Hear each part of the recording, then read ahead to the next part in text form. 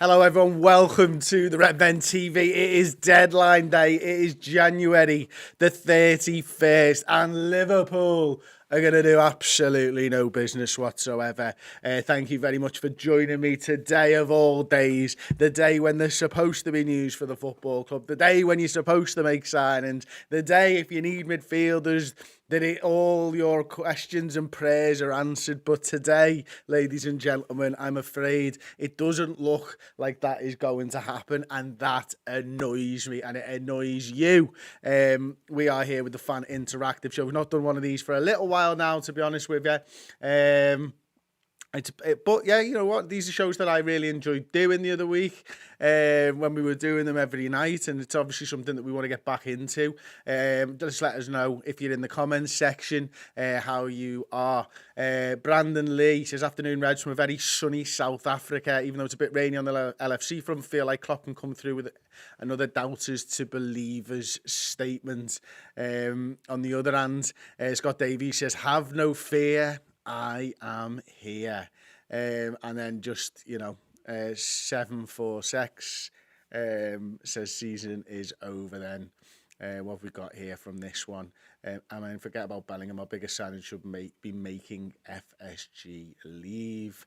And what have we got here? I still can't believe we're not going to sign anybody, said David McKenzie. It is a bit true, isn't it? Now, anybody who's lived under a rock for the last few days, I'm just going to give you a little bit of the story so far as Liverpool's January transfer window goes. And obviously where we are up to in the season itself. So Liverpool now lying 9th in the Premier League. We are 10 points behind 4th place with a game in hand. But you've got to be able to win games to gain points on those. So yeah, at the moment we're 10 points behind 4th place. We've now been knocked out of the Carabao Cup. We've been knocked out of the FA Cup, and we've got a Champions League last 16 tie upcoming against the holders, Real Madrid, who unfortunately for us beat us in the Champions League final last year. Recent form-wise, Liverpool have just lost to Brighton in the Cup. We've drawn with Chelsea in the league. We beat Wolves in FA Cup replay. We lost to Brighton in the league. We drew with Wolves in the FA Cup. We lost to Brentford. We beat Leicester. We beat Villa, and we lost to City in the Carabao. That is our last few fixtures since the World Cup break. We've won 3, drawn 2, and lost 4. Since returning from the mid-season break, and Liverpool have only signed one player in this January transfer window, and that player, of course, is Cody Gakpo. Now, Cody Gakpo, right? Whew. A signing that, by all accounts, according to Chris Bascom, writer for the Telegraph here in England,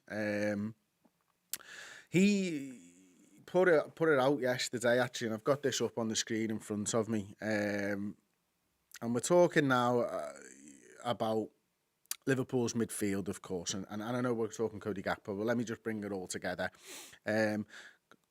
So, rewind to the final week of last season, the Champions League final build-up was dominated by injury concerns around Fabinho and Thiago because the backup players, Naby Keita and Ox, were not playing at the required level. There was a misplaced anticipation that they would be corrected before the start of the season. Instead, Liverpool made it clear as early as June that midfield reinforcements were not on the agenda for the summer of 2023 after losing out on Tuchemani to Real Madrid. Now, if we come back from the screen, we can continue this in a little bit. So what Chris is basically saying there is probably the perspective of fans and people outside the football club was that Liverpool would have those midfield reinforcements because of the injury problems that we've had to the likes of Naby Keita and Alex Oxlade-Chamberlain, the fact that we've had an aging James Milner and an aging Jordan Henderson in the squad, and Thiago's not getting any younger either. In fact, probably one of the only players who was a decent age for a midfielder in the Premier League was Fabinho, whose form since then has obviously fallen off a cliff, unfortunately. We then decided, because of injuries early on in the season, that we would sign Arthur Melo on loan from Juventus. And that kind of backfired because no more than 6 minutes of game time later, maybe, Arthur Melo has an injury and is out, and we've not seen him ever since. What that's meant, I believe, is that Liverpool's midfield has struggled. I think it's struggled for a few reasons. I think the legs in the middle of the park, as I'm sure everyone will agree with, aren't quite there. I think Fabinho's form's fallen off a cliff. Jordan Henderson's not the player that he was. Thiago is a one-man band at the moment, but a one-man band that's covering all kinds of ground.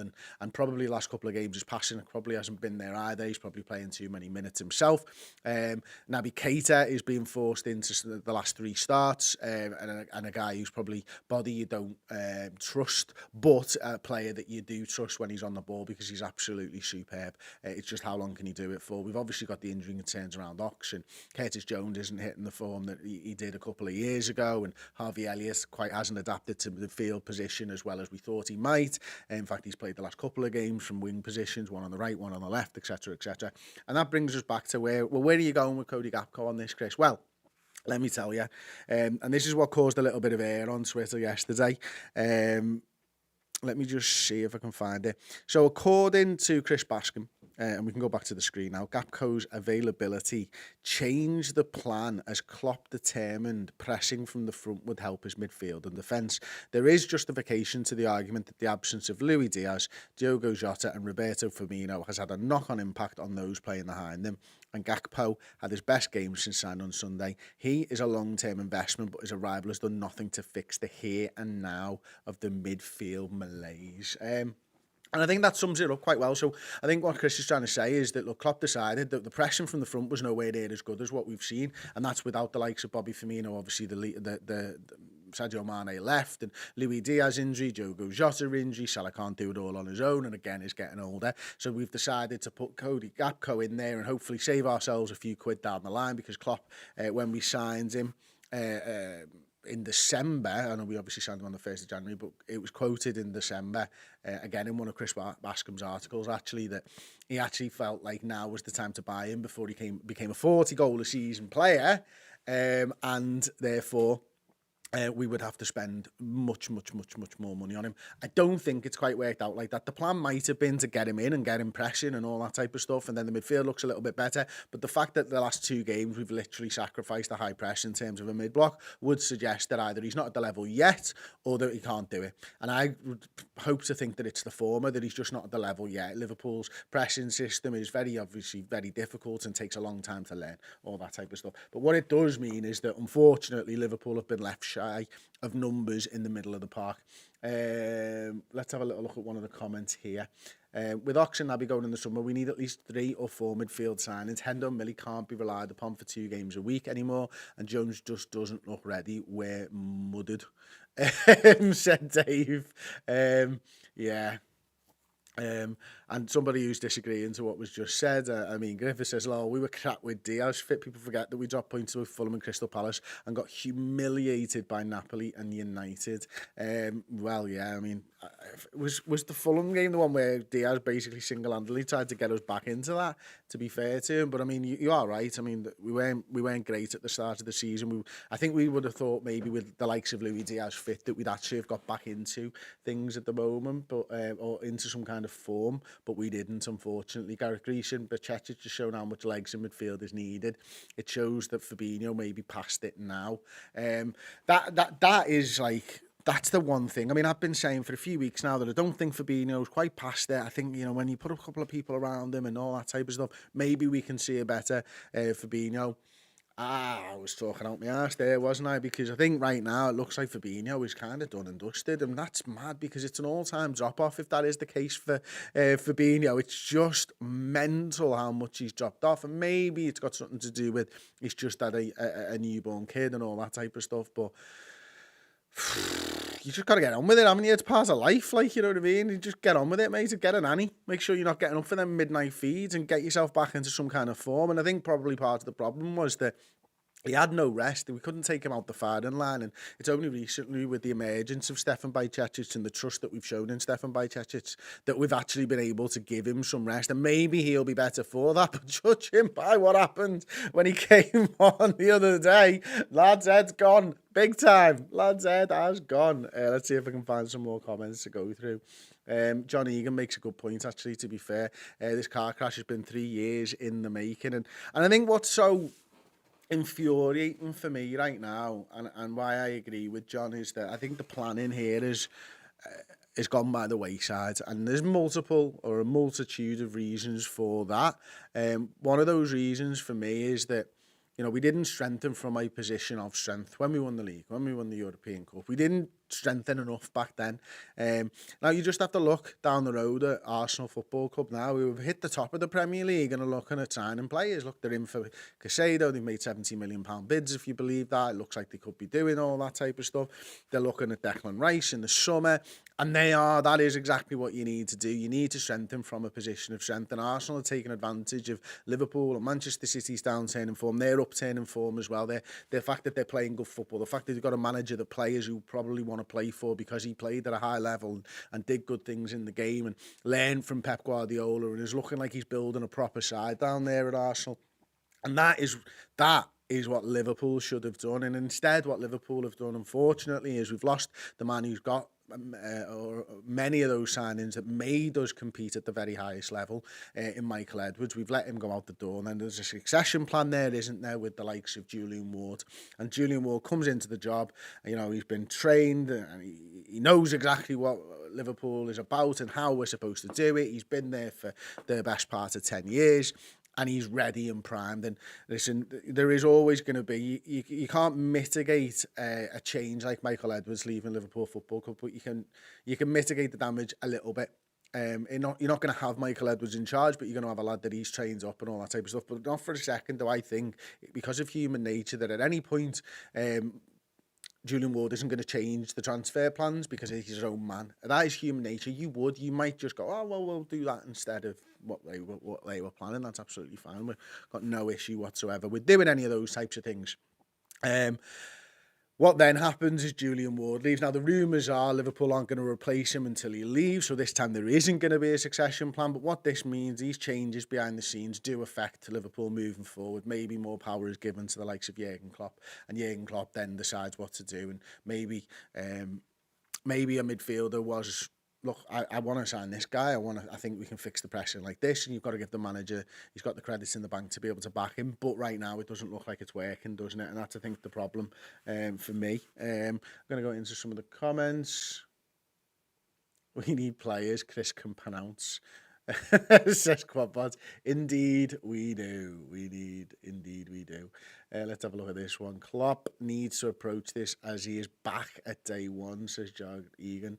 Absolutely. And then we've got Julian Ward, who says Liverpool is in such a mess. I worry where we'll be this time next year. Yeah, tough man. And then we've got here... Ayman Ben Sadia, why the owners decide not to spend? Why? And that's the $64,000 question, isn't it? Why haven't Liverpool spent on a midfielder? And we'll maybe come to this a little bit later on in the show. Got a bit of a running order that I want to talk about with each and every one of you. So I think next is a move that could happen today, to be quite honest with you. I think Nat Phillips looks like he could be going out the door. There are a number of clubs that are interested in Liverpool's fifth choice centre-back, Nat Phillips. Southampton, Bournemouth, Benfica, it's all attempted moves last summer. But the Athletic's James Pearce has now reported that Galatasaray are leading the chase for the 25-year-old, despite clubs from the Bundesliga also making contact. Phillips is said to be open to the idea of making the move to Istanbul with front-runners Galatasaray top of the Super League. It is claimed that there are three options when it comes to a deal, with a permanent transfer, a loan-to-buy deal, and a straight-up loan, all up for discussion. And I think this is probably why we recalled Reece Williams from his loan at Blackpool, isn't it? Just a few days ago, because I think Liverpool have probably thought, you know what, with Nat Phillips going out the door, maybe Reece Williams comes back in, takes his place there.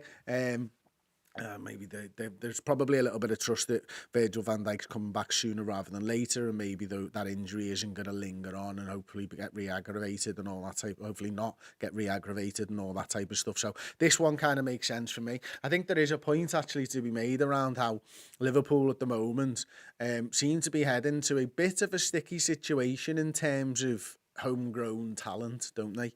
Liverpool right now registered 7 homegrown players. Nat Phillips was obviously one of them. I think Queven Gallagher will have been one of them. Alex Oxlade-Chamberlain will have been one of them. Jordan Henderson, James Milner. Who else would we be there? We did this the other day on the show. There's 2 more as well, but Nat Phillips, Joe Gomez is certainly one of them. Trent Alexander-Arnold will be the 7th. Now, you can obviously register 8, and if you register 8 homegrown players, you get to register 25 players in your Premier League squads. We registered 23, but we had youngsters, the likes of Bajcetic and Harvey Elliott and Carvalho, and that's probably it, maybe. There's probably a few more that didn't need to be registered for the Premier League because they're under 21 years old. So that's fine. So we had that 23-man squad, but we had the ability to probably play about 30 odd, maybe more if you want to include youngsters who haven't got a chance of making a first team thing. But Liverpool in an ideal world with 63 games last season, hopefully 63 games next season. That would be nice, wouldn't it, if we can get back to those levels, although I am absolutely dreaming now. It would be nice for Liverpool to have the required number of homegrown players. Now, homegrown players come with a tax, obviously, a big fat 15 to 20 million on top because they are homegrown. But that, I think, is why Liverpool have been linked with the likes of Mason Mount. Yeah, it is. Anyway, let's have a look at this one. LFC Marlow. We should have sold Phillips after the 2021 season, in my opinion. Got cash in opportunities at the height of their value. You know why? I can totally understand that. We really should have. Suckbear says, starting to think that Manny leaving is the one main reason we've dipped so much. He helped us to defend from the front with the new players not doing that and used to scoring goals, which they are not. Manny was an interesting one, isn't he? Because he was the catalyst and he was the first signing through the door of this incredible Jurgen Klopp side that went on and won everything in football. That they could win, eventually being crowned champions of the fucking world. Manny was the first one through the door, and he, for me, epitomised everything that Jurgen Klopp's side should have been. And the point I think I was going to move on to was that, yes, he helped us lead from the front. Yes, he was a brilliant winger, but it was his adaptability to be able to play up front at the end of last season that really drove us on when Luis Diaz came into the football club. And that right now is what we're crying out for, isn't it? That fella who can score a goal a game and just maybe have 1 or 2 opportunities and get the ball in the back of the net. You know, Nunes seems to need about 5 opportunities and isn't quite as adept at putting the ball away as we'd maybe hoped. When we all watched him as soon as Liverpool signed him, and went back and watched those Benfica games and the games that he played against us, and we all did our own scouting sessions on him. His finishing looked absolutely fucking lethal, and he's come to Liverpool and his finishing looks absolutely fucking shit at times. Although that being said, he gets into absolutely wonderful positions as well. But yeah, it's just a little bit frustrating sometimes, isn't it, when you do all this homework on somebody and they come in and they know you're not quite as good as you thought they were. But he's a young guy, and I back him, and he's absolutely nuts on the football field, and he gets those chances and opportunities. So I do back him, I really do. Let's see if we've got some more stuff going on over here. Midfield we want isn't available this window. It's that simple, says Toby Laroni.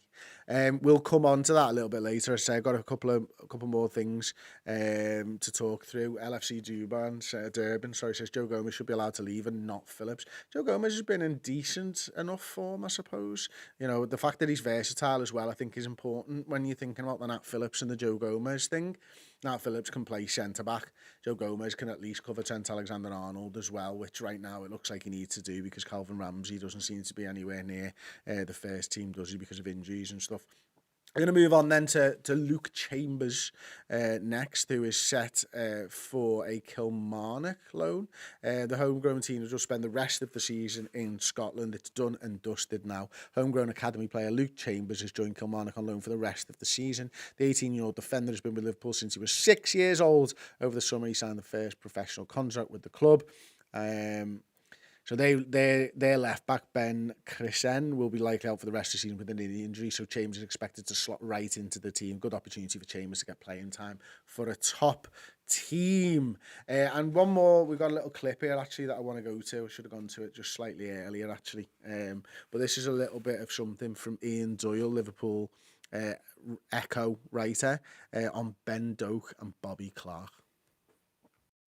That might happen is if they decide someone like, because they're out the FA Cup now, they decide someone like Bobby Clarke or Ben Doak and they go, right, yeah, you get yourself a bit more senior experience, go off to this particular club. And for those two, I'd be looking at top half of the Championship, because I think both of them are very good and I think they're going to have a part to play for Liverpool in the senior team for quite a few years to come. We've seen what's happened with Bajcetic this year. Once you get in and you do well, Klopp's the kind of player who showed with all the way back with Trent Alexander-Arnold that if you get in and you're good enough, you're staying in. Yeah, I completely agree with that. And I think certainly someone like Doak and Clarke to a lesser extent, because you've seen a little bit of Clarke and he has impressed, but Ben Doak, he is somebody who's crying out. He just sort of plug and play, ready to go for first team football. And I think a championship loan, if he was to get one, would be a wonderful move for him because, like you say, out of both domestic cups now, we're not likely to see a lot of him. It'd be minutes here and there. He's not going to start, you wouldn't imagine, a single game. So, yeah, I think a loan for him would actually be a really smart move.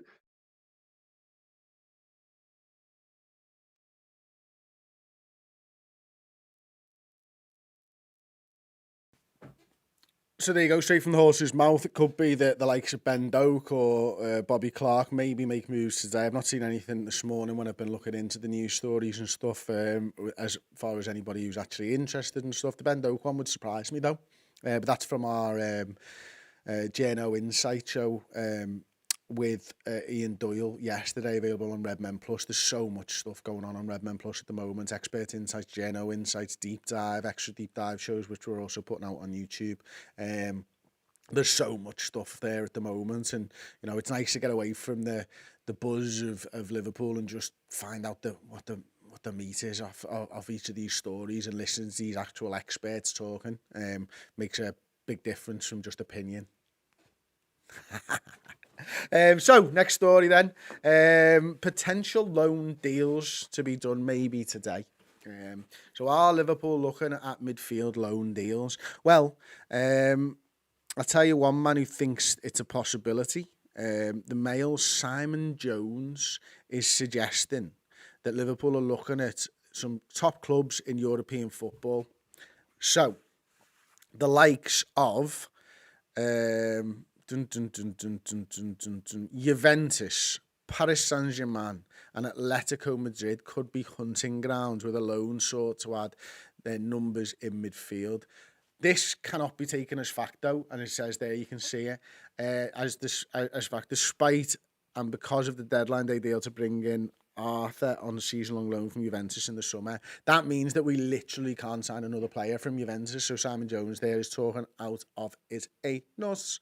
But it could be an option for us. I mean, it didn't work out particularly well last time out for us with Arthur, did it? Not going to say that one went down a treat. I mean, imagine if the lad comes in, though. Just imagine if he comes in and he's absolutely fucking superb. I mean, how good would that be? The chances of that happening. Oh, man. It's difficult right now being a Liverpool fan, isn't it? It's like it's supposed to be the stuff that we look forward to, the hope, the glimmer of joy at the end of each week. You know, you can guarantee the Reds are going to get you 3 points and play well. That is so far from the truth right now. In fact, the games are fucking horrible because you know we're probably going to get beat. I mean, who had this feeling when Sean Dyche was announced at Everton? Oh, fuck off.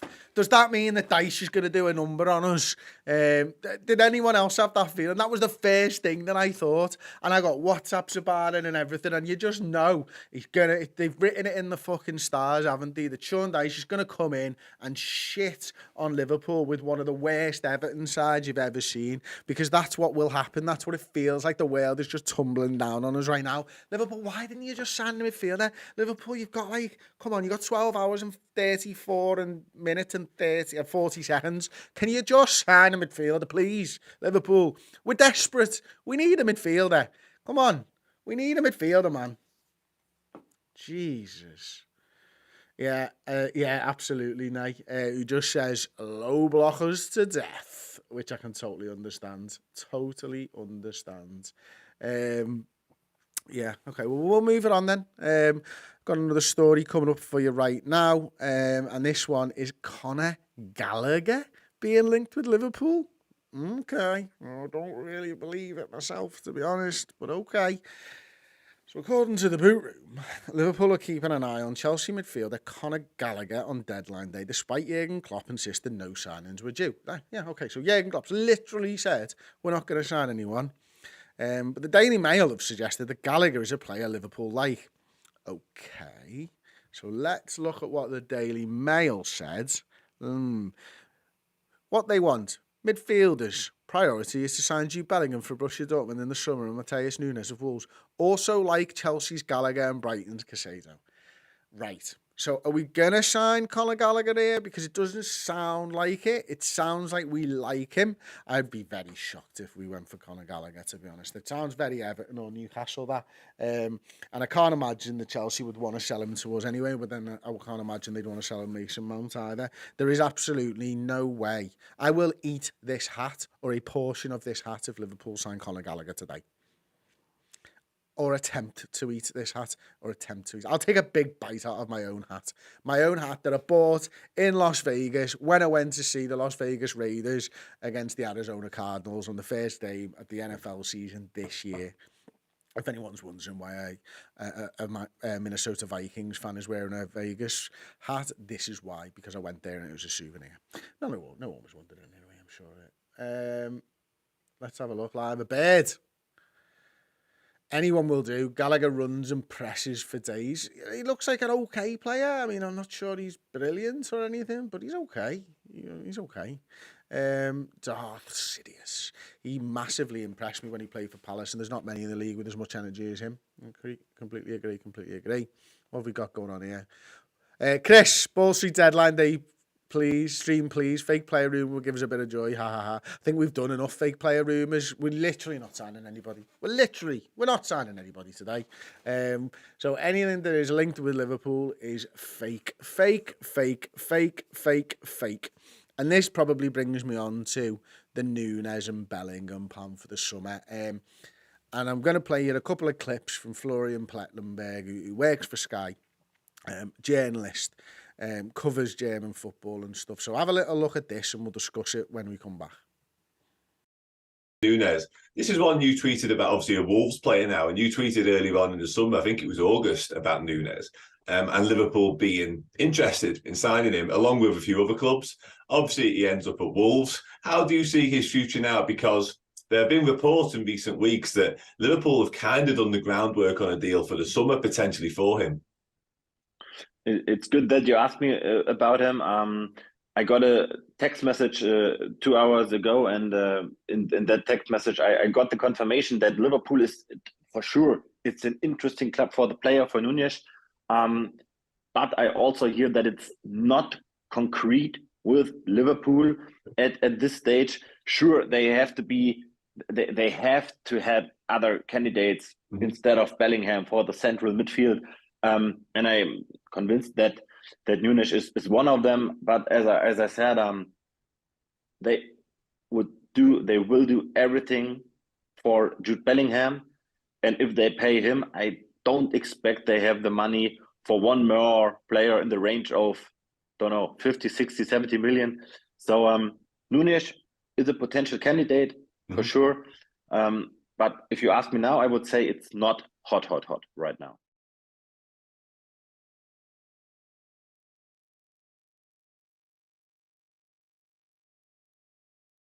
Hear from Liverpool that they are very, very optimistic to get him. They had talks with him, with his management or whatever, and I heard that Julian Ward is one of the guys who's pushing for him. By the way, that's his task at the moment. But I have the confirmation and the exclusive that there were no talks between Klopp and Jude Bellingham so far. Yeah, that's interesting. Liverpool, I mean, every single fan certainly wants Jude Bellingham. He's a wonderful talent, like you said. You also mentioned in the tweet that Liverpool have offered him the chance to become the new Steven Gerrard. Just how do you envisage that sale sort of happening? Like, do you think Liverpool are offering the freedom in midfield, or we can build a team around you? Is it that sort of thing? I know, and that's my information. Jude Bellingham is the top target for Liverpool in the summer, and I have tweeted it month ago because I had that info around Jurgen Klopp, and Jurgen Klopp is intensively pushing for that Jude Bellingham player. And I have been told that he is one of the key figures in the future. They want to build the midfield around that Jude Bellingham, but it's not easy to get him. And as you know, Jurgen Klopp has a lot of tasks within the team. It's not easy.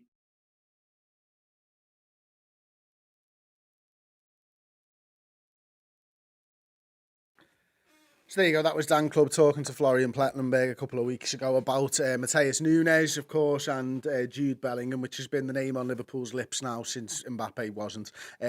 So where do we stand? This is where it all sort of stems from, really, and the crux of this show is all around the midfielders, isn't it? And Liverpool right now don't look like they're going to be signing a midfielder at all. And LFC Martu, I think.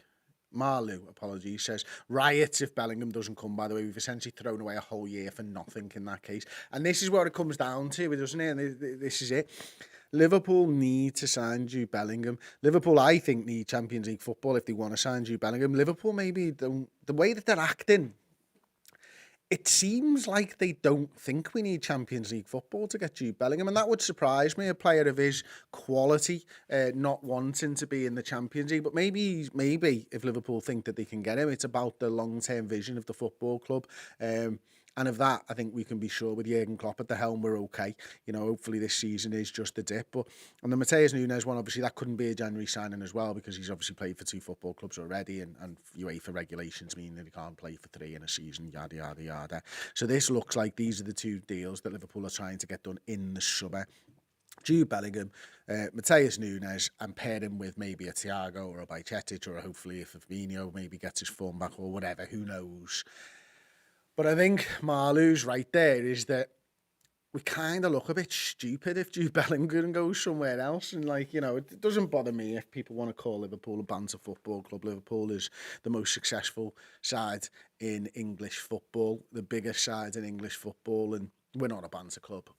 Banter clubs don't win European Cups at the regularity that Liverpool Football Club do. Banter clubs don't win trophies with the regularity that Liverpool Football Club do. Banter clubs are the likes of, well, I'll let you fill in the blanks there, but maybe another one over the park in Liverpool. That Liverpool is certainly not a banter club, but it will feel like Liverpool have made a massive fuck up if Jude Bellingham goes somewhere else, because it feels like we've put all our eggs into this basket, and I don't know whether we're going to get him.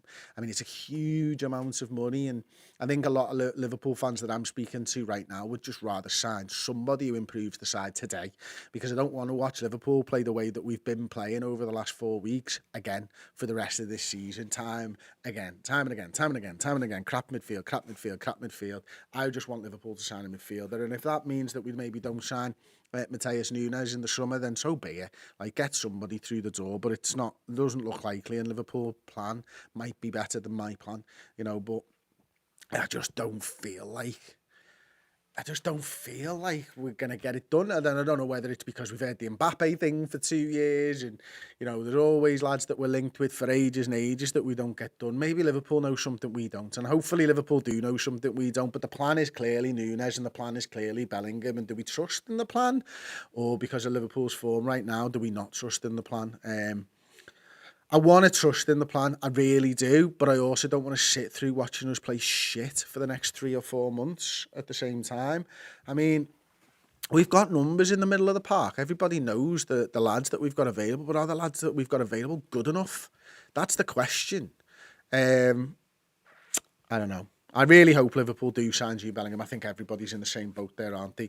I'd like Liverpool to sign Matheus Nunes. I know some people are up on him and some people are down on him and whatever, but it seems like we're just putting too much hope on a couple of lads, and one lad really. Let's have a little look at this comment there. What have we got here coming in? The plan is agonising, says Gareth. And then we've got one from Mike. He says, I'm more concerned about the business we've done than the business we aren't doing. The last 2 signings, Arthur Melo and Gakpo, don't feel like Klopp players. Feel like an Edwards left. They've got no clue. That's an interesting one, actually. The Melo one, I think, obviously, if you think that Liverpool are going to get it done, and you think the injuries aren't too bad, and you think that the Fabinho's a dip in form and Jordan Henderson's a dip in form, then I can rationalise the Arthur Melo signing. The Gakpo one feels like, you know, right, same as Diaz. You're looking for him over there. Manchester United, right, we'll have him over there. We're a bigger club than you. We'll nick him, even though we're not playing quite as well as you this season so far. I understand that. And Gakpo does have the feeling of a Klopp player. He hasn't hit the ground running like I would have wanted, don't get me wrong, but we're 3 games in or something, aren't we, into his Liverpool career, and he's played left wing, he's played centre forward. It's a difficult one for him. I will hang my hat on the fact that he played much better last time out against Brighton than he did against Chelsea. And he plays across, if you want to move to a 4-3-3 formation, he can play across all three positions. If you want to move to playing a 10, he can play the 10 and the forward positions as well. So he does feel like a top player. The versatility is there. He's tall, he's quick, he's tricky, he's technical. Maybe not as strong as I would like. But yeah, so... I suppose that answers that. Les Corlett says we should have had McAllister and Tielemans already through the door, and that would have been an interesting one as well. You can see the bits that Brighton are doing now, and McAllister obviously a big part of that, and Tielemans a good player as well. Let's have a little look at this one then. I mean, says United send so many world-class players without Champions League football. Players are not going to turn us down with no Champions League football as long as we offer them attractive wages. It's a very interesting point, actually. Not really considered it from that standpoint today. So yeah, I completely agree with that. And let's see what we've got here. Toby says he's versatile, which is more important for me. Absolutely agree with that. So there we go. Yeah, I suppose that's kind of it on the Nunes and Bellingham stuff. I suppose the next thing to do really is maybe just have a little look around the league and see what's happening. So obviously we've been live now for a few minutes. Let's have a look at Sky Sports transfer updates. Spurs signed teenager Soon-Suk Bell from Chelsea. That's an interesting one. Manchester United youngster tipped for a Newport loan, asked. Arsenal targeting Russo or Brun. Arsenal came in yesterday with a rather large offer for Alessia Russo. Russo had a contract at the end of the season, which you can talk as women's football, so we'll move on. Not that there's nothing wrong with that. It's just that I thought it was Arsenal football men's team. Let's see. Is there anyone? Oh, looks like is that Atletico Madrid centre back is primed to be announced as Nottingham Forest players arrived at the training ground from medical. Interesting. Felipe is at the Liverpool signing. Dowie coming in from Reading. Natasha Dowie on loan from Reading for Liverpool's women's team. Strikers returns clubs who won back-to-back Women's Super League titles within 2013 and 14. Doesn't look like there's too much going on here, does there? The big one, I suppose, is, let's have a little look at this. João Cancelo says his goodbye to Manchester City. It looks like that deal for Bayern Munich is now done. Interesting. Aston Villa, agree a loan deal, load of shite. Enzo Fernandez will miss Benfica's game tonight as Chelsea push to finalise a British record £105 million deal, but reports in Portugal claims star midfield is now closer to staying in Lisbon. So I think the deal around the Enzo Fernandez stuff, obviously we all saw him in the World Cup, we all saw how brilliant he was, we all probably wanted Liverpool to try and sign him as well. The deal is quite expensive. It's more expensive than I thought it was going to be when I was watching him in the World Cup, that is for certain. Looks like it's going to be spread over 8.5 years, much like the Mudryk deal that Chelsea managed to get through the door before the rules are changed around financial fair play, which means in the summer those deals have to be spread over 5 years. Chelsea's spreading these deals over 8.5 years. This could take their spending up to £650 million in the last few windows, which is absolutely mental. Todd Bowley doing his absolute level best to spend £1.25 billion on Chelsea, which was earmarked as part of the sale of Chelsea Football Club. So I mean, as short a space of time as possible, basically. Bit mad indeed. Let's see some of the comments here.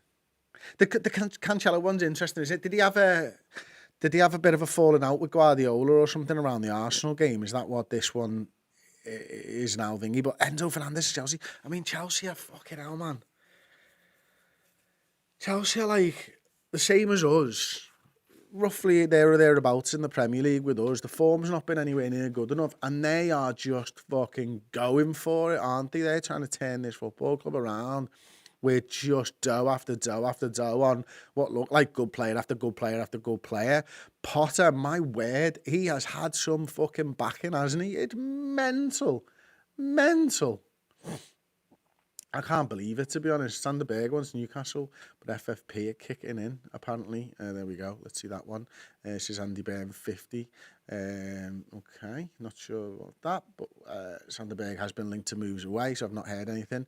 They're basically saying that Cancelo is one of the ones showing a lack of effort and desire, I think, says LFC Marlow again. Oof. Oh, here we go. Here he is. 746, we are cheap. It's as simple as that. And we've had a super chat. Thank you so much.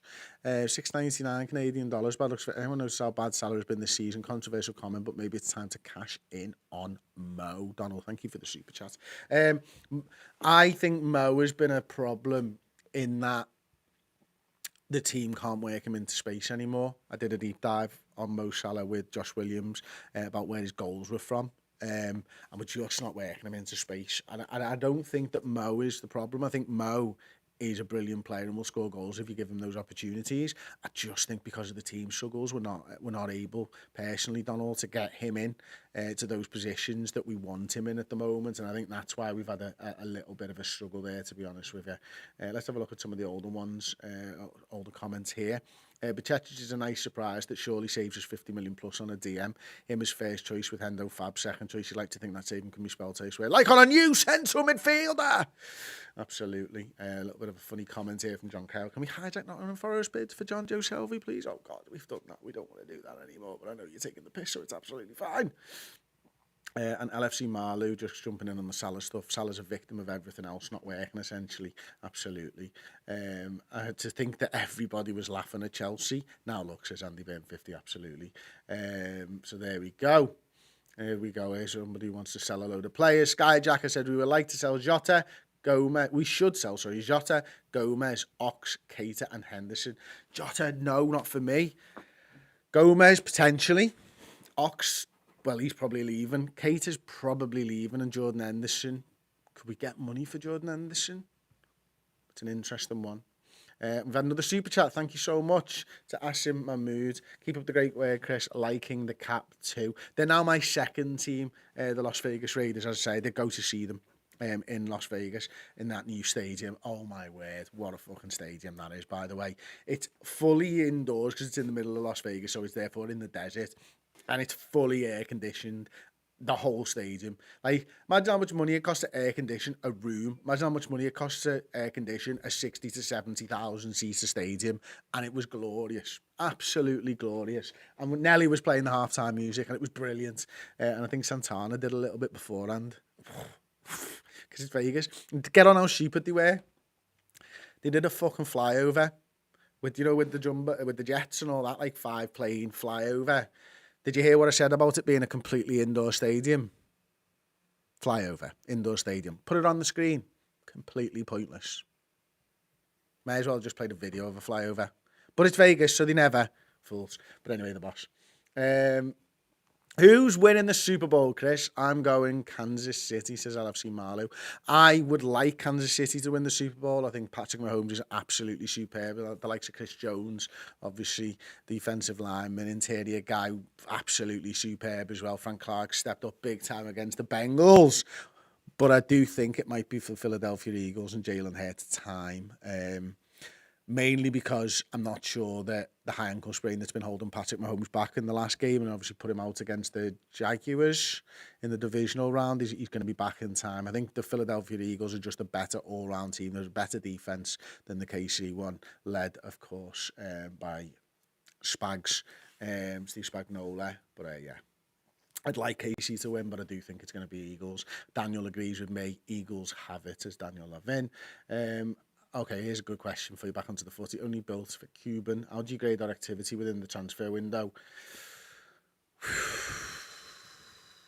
Wow. Don't take this the wrong way, because I do think that Gakpo is going to be a good signing for Liverpool, but I'm grading our activity this transfer window as a D. Now, the D is mainly because we haven't addressed the issues that quite clearly exist within the squad.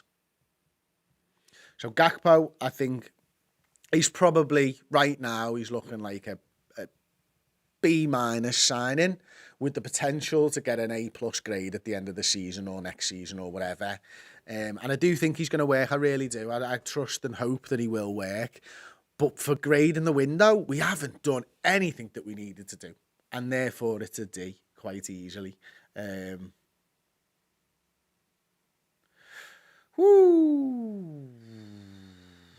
We've got a grade out of 10 here from Griffiths, who just says it's a 5 out of 10.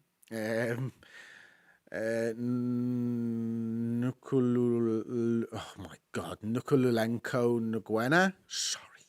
This transfer window was a 1 out of 10 for me. If we somehow get Gallagher tonight, we shoot up to a 4 out of 10. Wow. Here's a good one as well. John Cale says, we really miss Bobby Firmino. Our attack looks lifeless. Agreed. LFC Marlow gives it a D as well. Philip Blundell gives it a 6 out of 10. And the winner, of course, is Skyjacker, who just says, what transfer window? Agreed, mate. Absolutely.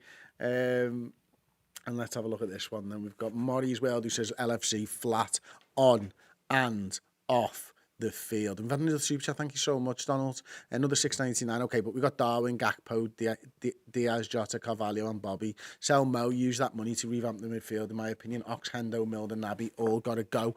Listen, obviously, you know, you've got this thing with Mo at the moment, and I can totally understand it. You know, he's not been playing well. You know, prior to the game at the weekend, he hadn't had a shot on target in the 2 previous games. But, and here's where I agree with you in some ways, and I'm not saying Liverpool should sell Mo. In fact, I'm categorically saying Liverpool shouldn't sell Mo Salah, just to be clear on this. But Liverpool do need, if their model is to sell to buy, Liverpool need to be better at selling footballers. So, it could have been Mo 2 years ago. Could have been Mane 2 years ago, not at the end, for 30 million quid. We should have sold someone at 100 million quid. You know, whether that be Bobby, whether that be Mane, whether that be Mo, we should have sold someone at that price, because that's what our model is. And we can't, as much as you might hate the model, and loads of Liverpool fans, I think, deservedly hate the model, you've got to sell if that is your model. And Liverpool just... Ox is going to walk away at the end of his contract. Kate is most probably walking away at the end of his contract. Milner's probably going to retire. Jordan Henderson looks like he's going the route of James Milner, so we'll get no money for him at the end of his career. Mo looks like he's here to stay at the moment, and we're not going to get any money for him. Who are you selling to fund these players? Kate should have gone. He should have gone. Should have recouped some of that 50 million quid.